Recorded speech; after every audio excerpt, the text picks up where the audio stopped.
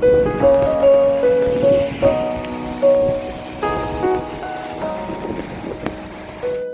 everyone, and welcome back to the channel. I hope you guys are doing well and enjoying your Sunday. I decided to stay home today. My husband did go to Santa Fe, but I was like, I've been out every day recently with physical therapy and all sorts of stuff going on, different appointments and different things going on. And so I decided that today I would just stay home and catch up on some video watching as well as some editing and for now filming. I wanted to share some from the journal prompt book that I'm doing. I wasn't sure, I guess, about this book at first. I wasn't sure what it was going to be about, how it was going to work out, but so far I've enjoyed all of the prompts that I've done.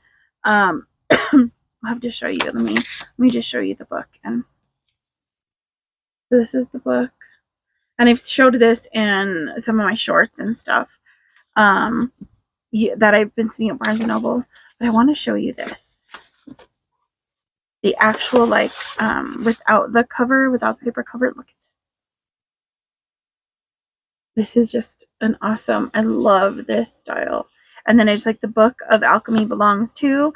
I thought I could put my name there. I just haven't done it. I have highlighted a little bit in, I don't know, let me take out the bookmark and let me see if I can find some. So like in these, I highlighted there. In this one. And, you know, I've written in the margins a little bit. I wasn't going to do that because, like I said, this is journal prompts at the end of each story that's in here. And it was kind of like, oh, do I really want to write in the book or highlight in the book? Because I don't know what I will do with this book after I'm done. I probably will keep it. But it'll probably be one of those that I do lend out to, you know, my family or whatever, possibly if they want to do journaling with it. But it's one that I think I'd like to go back to in like 10 years, you know, that, and then go through my journal at that time and then answer the questions again and see where I'm at. So, the girl who wrote this, I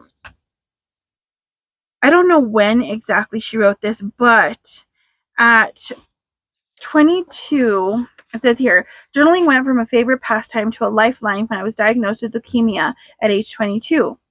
Though I knew my diagnosis was grave, my doctors told me my chances of long-term survival was only 35%. I approached treatment with youthful naivete. I expected a short stay in the kingdom of the sick, a few weeks of chemo in the hospital, followed by a bone marrow transplant, then back to life as I knew it. Into the cancer unit, I brought knitting needles and yarn, with the goal of becoming an expert scarf maker by the time I was discharged. Perhaps even more delusionally, I packed a thick stack of tomes like War and Peace, cheerfully telling my parents I planned to use my time there to read through the entire Western canon. I had always been ambitious, and I thought I could maintain my pre-diagnosis level of productivity. But time and calamity have a way of dispelling our illusions, and by the end of the summer, all of mine were gone. After weeks locked in the isolation and hospital room, poked and prodded with needles and endless questions, suffering the brutal side effects of chemo, I learned that the standard treatment was not working. Far from being eradicated, leukemia blasts in my bloodstream had been more than doubled. And she goes on to tell her story. And down in a couple paragraphs later, it says, what pulled me out of that despair was a 100-day project, an endeavor that originated with the designer and Yale professor Michael, I think it's Bierut. It's Bierut. Oh, hold on just a minute. My alarm. All right, sorry about that. I needed to make a phone call. My alarm went off. Something I needed to do.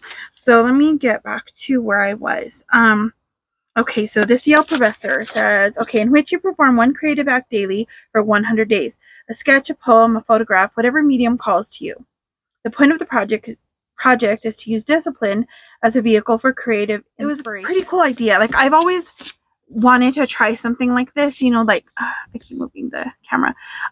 Something that would keep me going. So that's why I've done things like reading 100 books in like a month and a half or something, because I just wanted to see how many books I could read that fast. And just, you know, projects like that, I guess, just things that will help you get the creative juices flowing as well, and just kind of give you something to do, especially like with chronic illness, with days where I just can't seem to function correctly. And just when you're, you know, being that I'm not working now because of all of the things going on in my body, I need some things to keep me going, because if I don't do anything,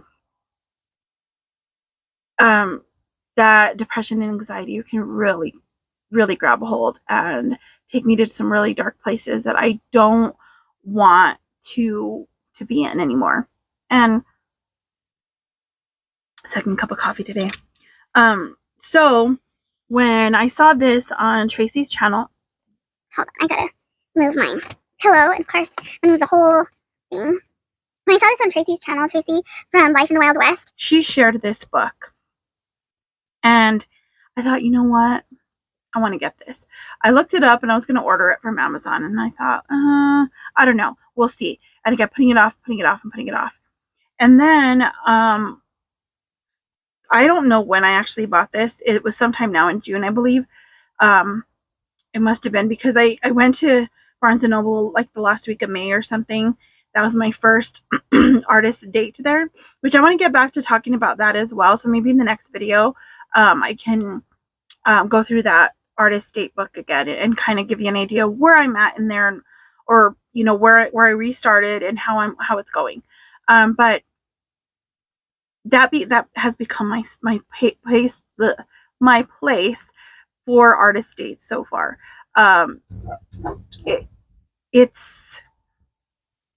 It's something that I need for myself, and there's this, it's air conditioned when it's so hot, so that's one definite plus. Plus it smells like books and coffee. Like, who wouldn't want that? And there's a space to sit, like there's spaces to sit. I mean, people go in and sit for as long as they want, you know, buy a coffee, buy something to eat, whatever, and enjoy their books. Hold on, boy. My dog is knocking on the door, so I'll have to let him in. But you know, it's a creative space for me, being around all the books, because I love to read and I love to write. And it's given me like this push to actually do these prompts, because I always get lost in stuff like this, because, you know, I get sent prompts in my emails and stuff like that, and I'll do them really good for a little while, but it's like, oh, I'm at home, I don't have to do them. I'll find something. I get distracted by other things. In the bookstore, it's like books. I'm right here. I have my books. I put my tablet there. I put some music on. Usually it's something lo-fi, calming music, some instrumental worship music, and then I just go and I write, and it's wonderful. And I'm gonna have to take another break and let that little boy in, because he is going to scratch up that whole window and keep knocking on the door. I'll be right back. I mean, it's getting kind of warm out there, and it's usually, you know, about 10 degrees cooler in the cabin. So he's taking his nap now, and let's see how long that lasts before he starts messing around with his toys and moving the camera around. Probably be me, because I'm the one that knocked it over when I got up. Or actually, no, when I got up, it was fine. When I came to sit down, he jumped on the bed right behind it. It stayed fine. It just moved a little bit. And I get on the bed and I throw the whole thing apart. I'll, you know, throw the whole thing down. Okay, so I'm not going to read through most of this book necessarily. I'm just going to kind of give you some of the prompts that I'm working on. So this is the rules that she made later on. She's talking about, like, when she embarked on the first 100-day project. It says, I lowered the barrier to entry by making 3 firm rules for myself. 1, write every day. Number 2, aim for 3 pages, but any amount will do. A paragraph, a sentence, a word. 3, let your thoughts unspool, going in any direction they want. And once you're done, you never have to look at them again. So this reminded me, when I read that, I was like, hey, that's like morning pages from the artist date. So I'm like, this should go, really well. Because I did really well with that for a while. But I was looking for those morning pages because I was like, well, where did I end them? How much did I do? And I need to look for the first one because I know I did like about 1, 2, 3. There's like a few of these books, and I think there was a bigger one. So the last entry that I made in a morning pages book was February 11th. That was the last one of this year. And I think I needed a break from a lot of stuff because I was putting a lot of stuff on my plate as far as writing was concerned. And just, creative stuff, reading, whatever. And I think I needed to like slow down on all of it and kind of find my footing one more time. Because at that time I was dealing with a lot of bad days, I guess, a lot of not feeling well days. So I'm going to start again. That's my plan. So I pulled this one out since this is the one that I was using last and it's not full. So I will fill that up. But for this project, I'm using this journal that my friend Margie gave me. I'm not sure if this was from her or from Stacy, her daughter, but gave me this one. And it came with the pen. Of course, I don't know. I put the pen in my journal, in my book bag. So I'm just using whatever pen calls to me that day, whatever color, whatever style. So that's my goal with that. Not, I'm treating this not so much like my journal, like my regular journal. I have some, I don't know if I say rules for myself, but I usually add in like the date, the time, the weather, all of that, the day of the week, the whole thing, because the journal does have a little bit of this little thing at the top that you can highlight in or whatever the weather. So it only has 3 little sections. So it's either like sunny, cloudy, or stormy. But then I write in like the temperatures and the air quality and the winds in which direction they're coming from. I even put in the pressure, that, the atmospheric pressure. Sometimes I put in the moon phase. It just depends on where I'm at with that. And then of course I have the YouVersion. I don't know, one of that Bible apps on my phone. So there's like, they send out a verse of the day. So I'll write that in as well. So now the first prompt in this was, the story is called Here Goes Nothing by Dani Shapiro. So there's just short stories. Some of them are the authors, who is, I'm probably going to totally ruin this name, Suleika Jaouad is I think how you say that, but I do not know. But some are her stories, I think, is what I understand. I don't know if I've gone to one of hers in this yet, in the prompt area. It doesn't seem like it. It seems like a lot of these are people she spoke to and put their stories in, and then there's a prompt at the end. So the first prompt is, what would you write if you weren't afraid? Set a timer for 10 minutes. Don't worry, no one's going to read a word. You can shred it, you can burn it, you can keep it. It's entirely up to you. Ready, set, go, and begin. I was like, what? What am I going to write? What's going on? And I was like, at first it was like, how, like, I'm going to write that in the journal, because most times my morning pages are a little bit different than this, but a lot of my stuff in my journal is like really, I don't know what the word is, kind of like just dry in a way, like just, oh, this is what I did today, which is like, it's like memory keeping, but I like creative writing.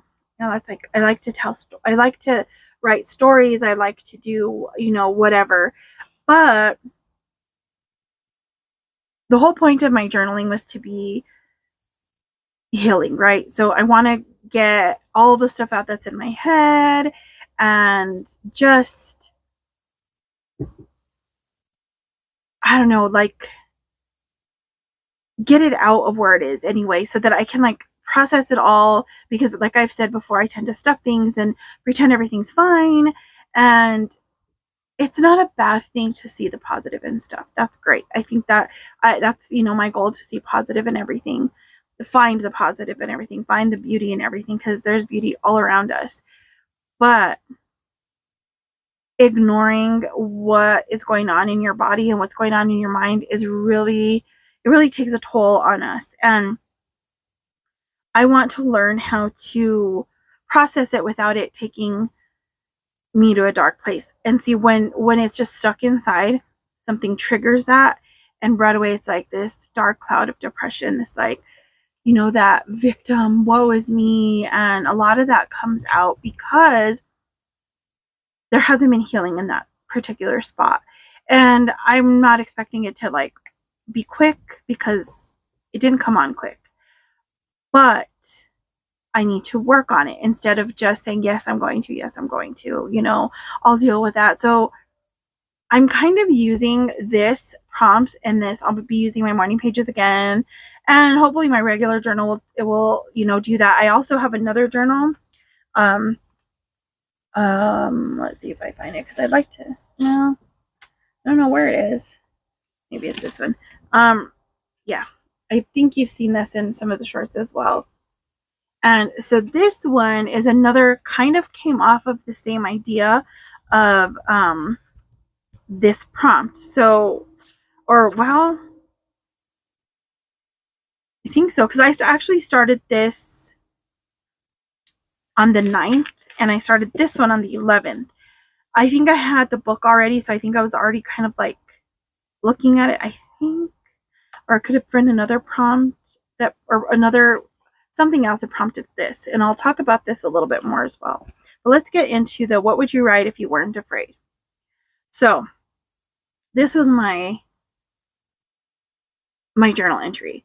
I would write about every dream I have. Okay, blah, blah. Let's start all over again. I would write about every dream I have had, and the outcomes. I would write about the visions and things I have heard without fear of sounding insane.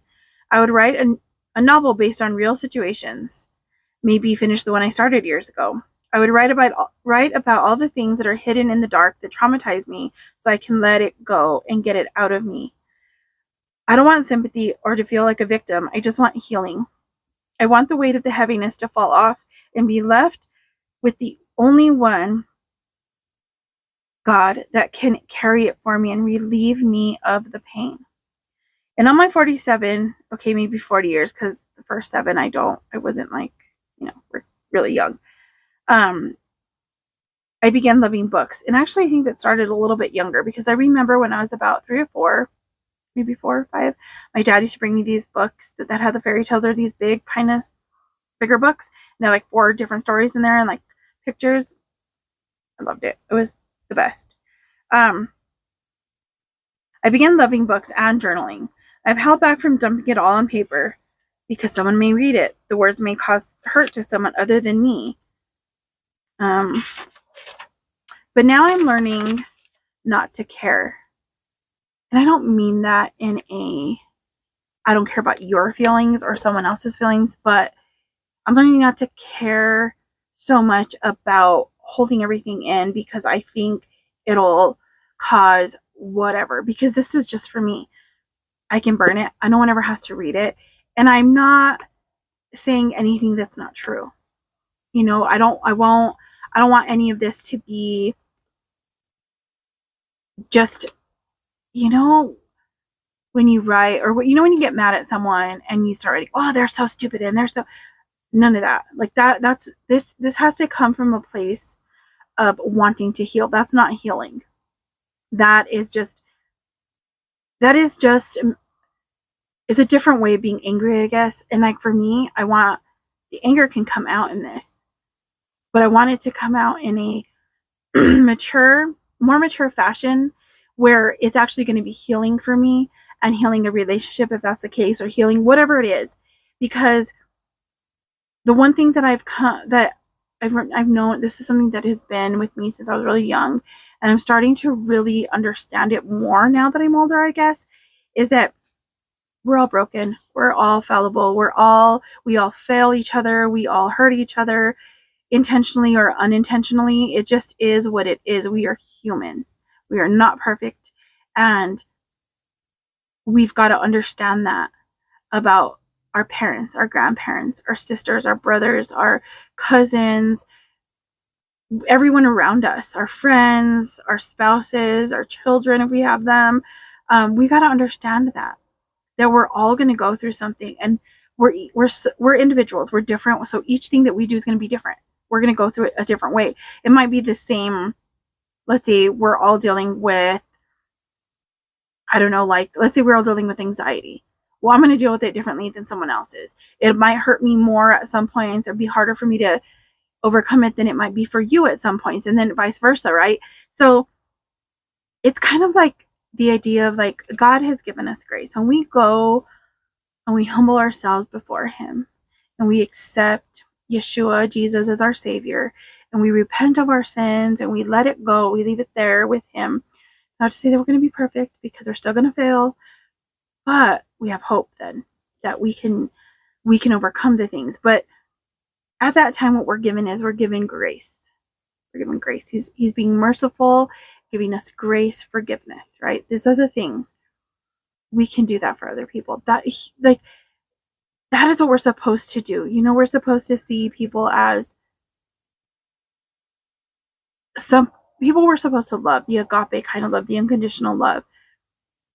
Not to condone what they're doing. If they're doing something wrong, they're doing something wrong.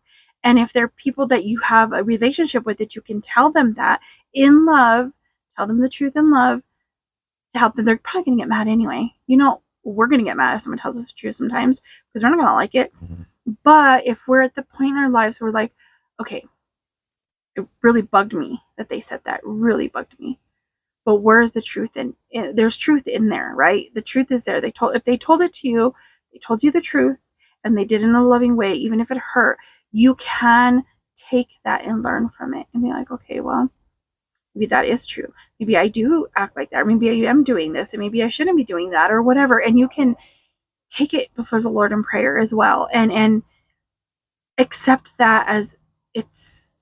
I don't know. Like, if you love somebody, you don't want to lie to them. You don't want to keep them stuck in that behavior that's hurting them, and you want them to know the truth, but we have to know how to do it, right? And that's in love.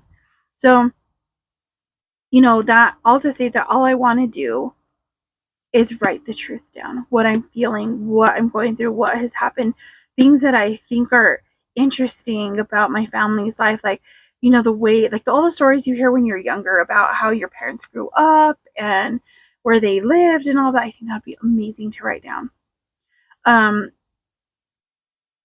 Let's see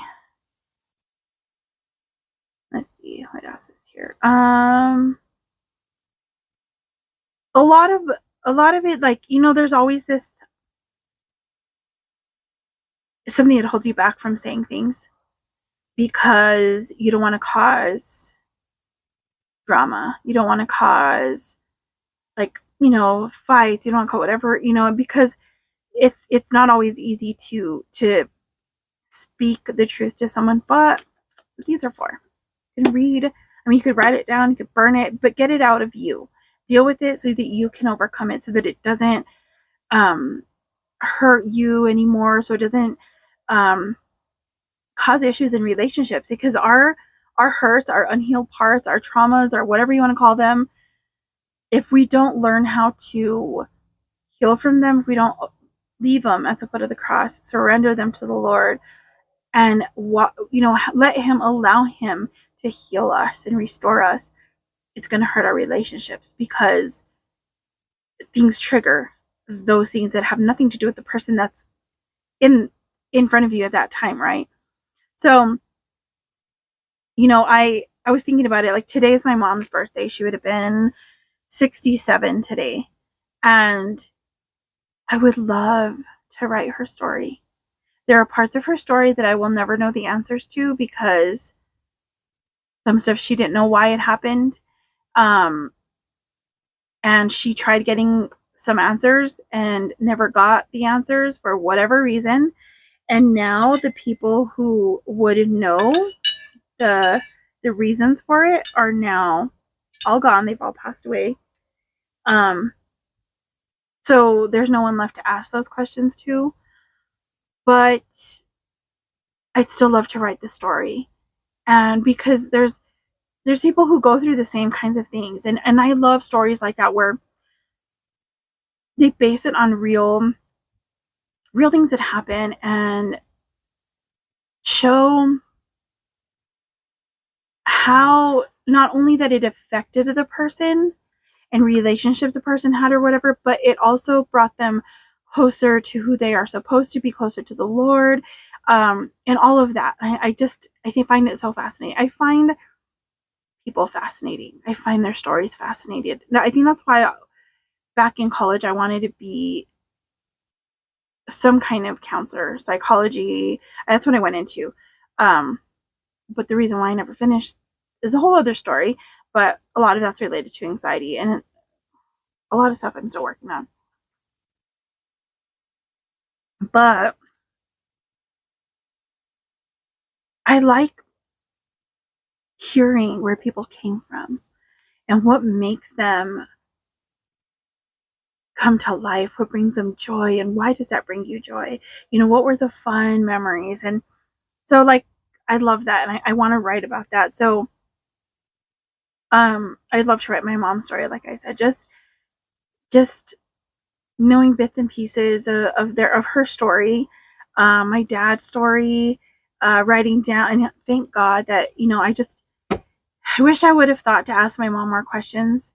Although I did hang out with my mom a lot, even as a kid.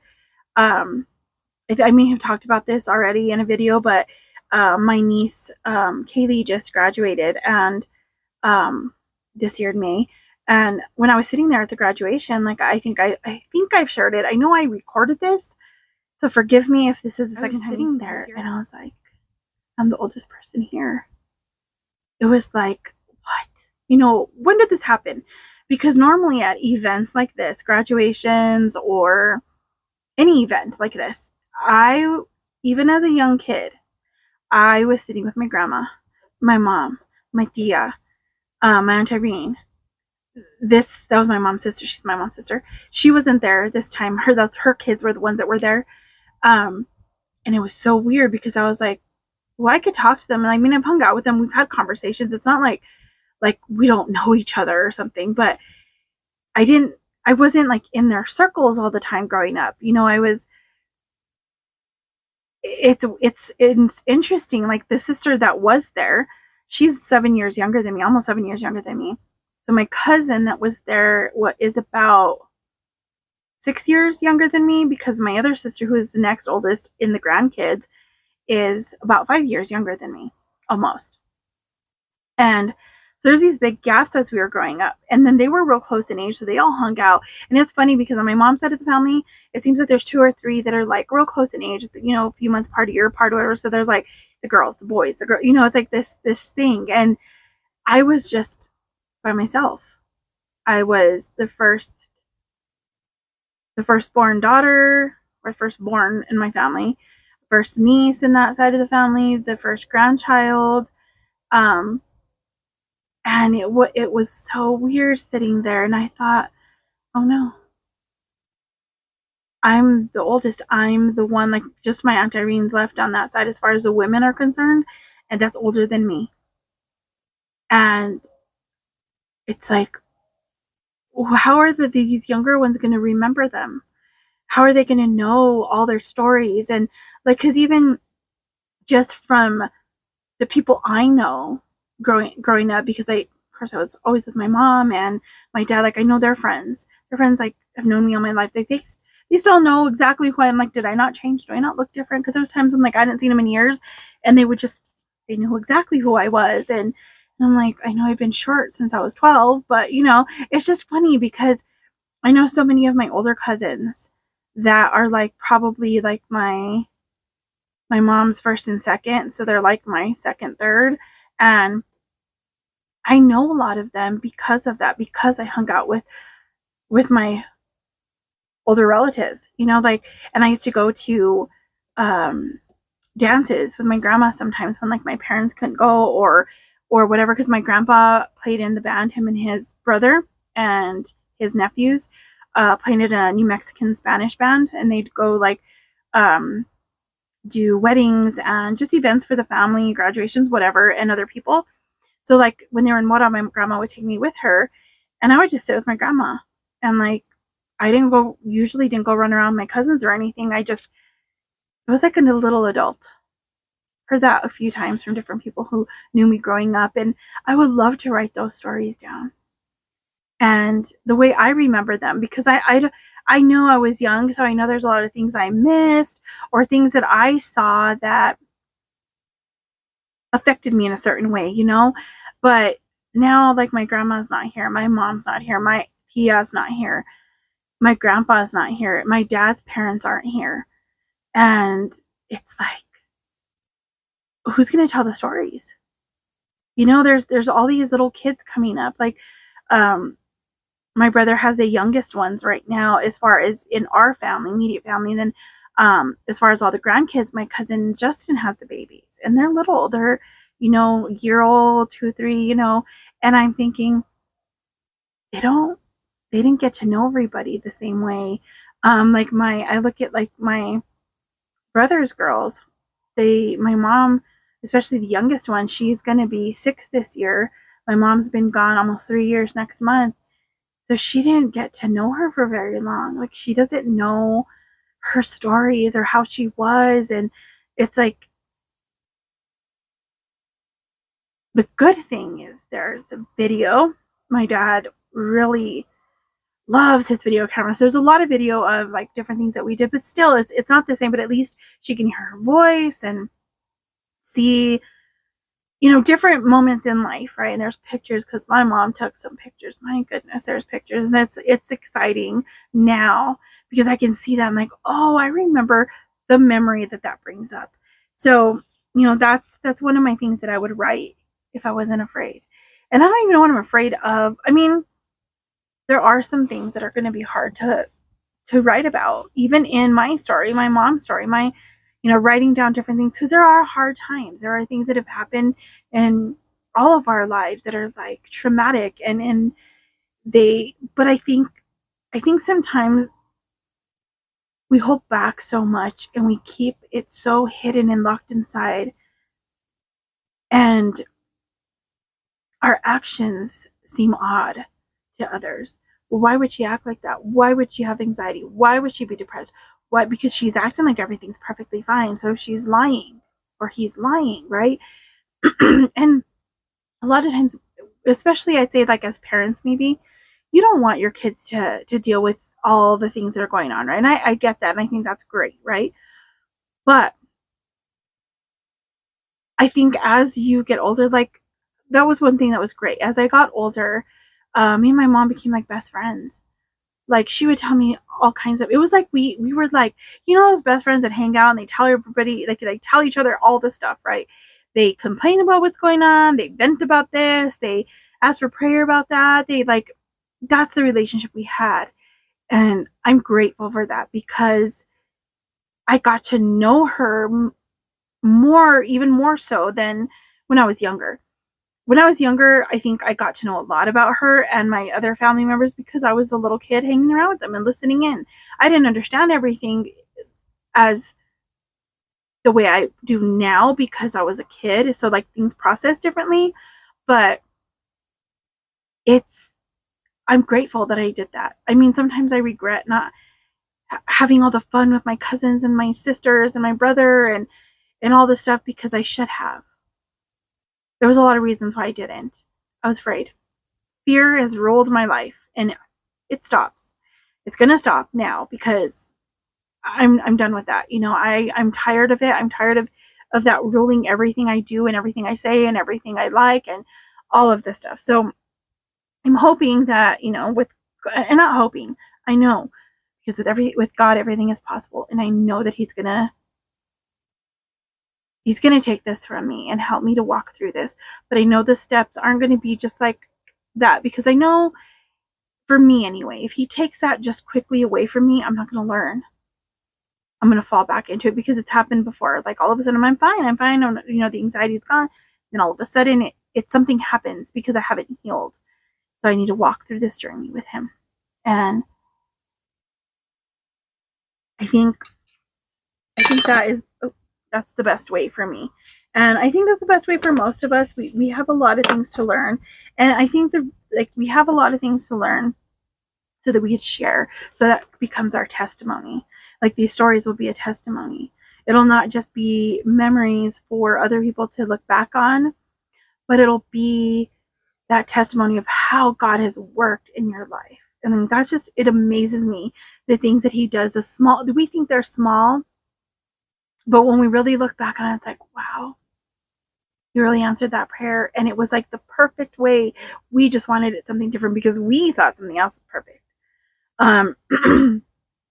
So, you know, and like, as I got older, I began to understand too why my mom struggled with, you know, worry, anxiety, depression, and all the things she struggled with because of things that she went through.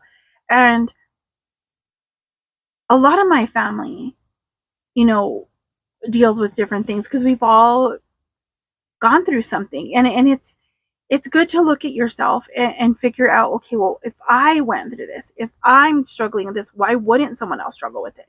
And like, you can't just, I think that's why we have to face our stuff. Because if we keep pretending it's not there, then we're like, well, just get over it. You know, oh, just get over that. You don't like, and it's not that easy.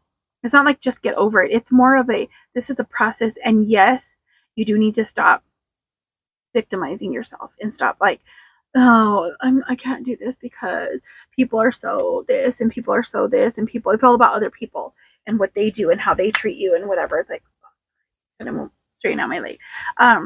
But it can't be that. Like, it has to be about healing. So it has to be that, yes, this person maybe victimized me at one time or did whatever. But it's not happening continuously, right? So we've got to let it go. We got to forgive. We even have to forgive those that aren't sorry, because that's how we heal. Like, even, you know, their scripture says forgive so you can be forgiven. And a lot of that is, you have to extend the things that you want. I want to be healed. I want to be